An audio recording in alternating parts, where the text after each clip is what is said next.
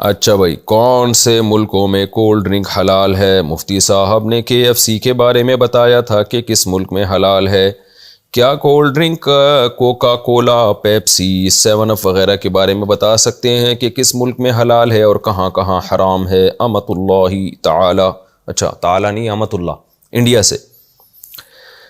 بھائی KFC میں تو گوشت استعمال ہوتا ہے نا، تو گوشت میں تو یہ ہے کہ مسلم کنٹریز میں حلال ہے، کیونکہ حلال ذبیحہ اگر ہوتا ہو، اور غیر مسلم کنٹریز میں جب تک حلال ہونے کا یقین نہ اس کو حرام ہی سمجھا جائے گا۔ لیکن پیپسی اور یہ سب چیزیں کوئی گوشت سے تھوڑی بنتی ہیں، یہ تو واٹر ہے، اور وہ جو بھی اس میں گیس وغیرہ داخل کی جاتی ہے، تو اس کا وہ سب حلال ہی ہوتے ہیں۔ تو جتنی بھی نباتاتی چیزیں ہیں وہ حلال ہوتی ہیں، لہذا پیپسی ہو اور 7 اپ اور کوکا کولا وغیرہ یہ سب ملکوں کی حلال ہی ہے۔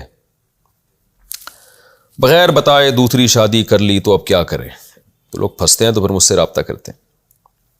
اچھا جی، زوجہ عبداللہ صاحبہ نے پوچھا ہے، میرے شوہر نے مجھ سے، اچھا یہ تو خاتون نے پوچھا ہے، میرے شوہر نے مجھ سے دوسرا نکاح کیا ہے، اپنی پہلی بیوی کو نہیں بتایا، اور اب بتانے سے ڈر رہے ہیں اور کہہ رہے ہیں کہ بچوں کے رشتوں میں مشکل پیش آئے گی۔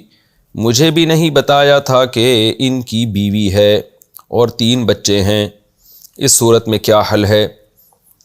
دیکھو، پہلی کو تو نہیں بتایا، وہ تو وجہ سمجھ میں آتی ہے، ان کو خطرہ ہوگا کہ سالوں سے بھی پٹوں گا، سسر سے بھی پٹوں گا، بیوی سے بھی پٹوں گا۔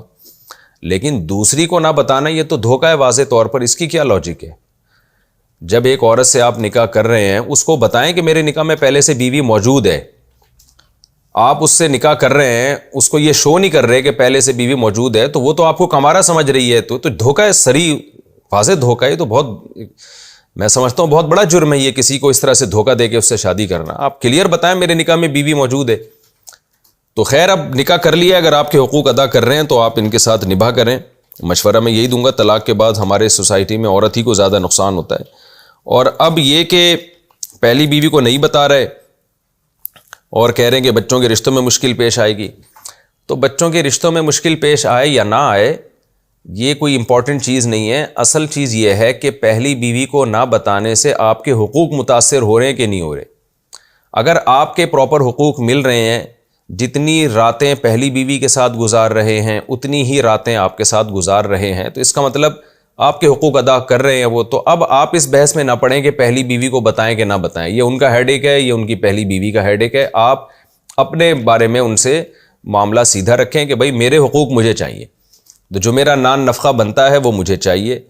تو اگر آپ کے حقوق ادا نہیں کر رہے، جو آپ کے بیسک حقوق ہیں، اور وہ اس لیے ادا نہیں کر رہے کہ چھپ کے شادی کی ہوئی ہے، کیونکہ مرد جب چھپ کے شادی کرتا ہے تو وہ اکثر دوسری کو گولیاں دیتا رہتا ہے بیٹھ کے، تو اس کے نہ اس کو اپنے کسی ریلیٹیو سے ملائے گا، نہ عید بقرعید میں اس کے ساتھ ٹائم گزارے گا، نہ اس کو کہیں سفر پہ اپنے ساتھ لے کے جائے گا۔ اس کو بس ایک ایسے لٹکا کے رکھا ہوا ہوتا ہے کہ جو ہے کہ جب دل کے آ گئے اور کوئی پراپر اس کا ٹائم وائم دے نہیں رہا ہوتا آدمی، تو پھر ایسی صورت میں آپ ان کو بتائیں کہ بھائی آپ پہلی بیوی کو بتا دیں، تاکہ سوسائٹی کو پتہ چل جائے کہ اس کی 2 بیویاں ہیں، جو اس کے حقوق ہیں وہی مجھے بھی ملے۔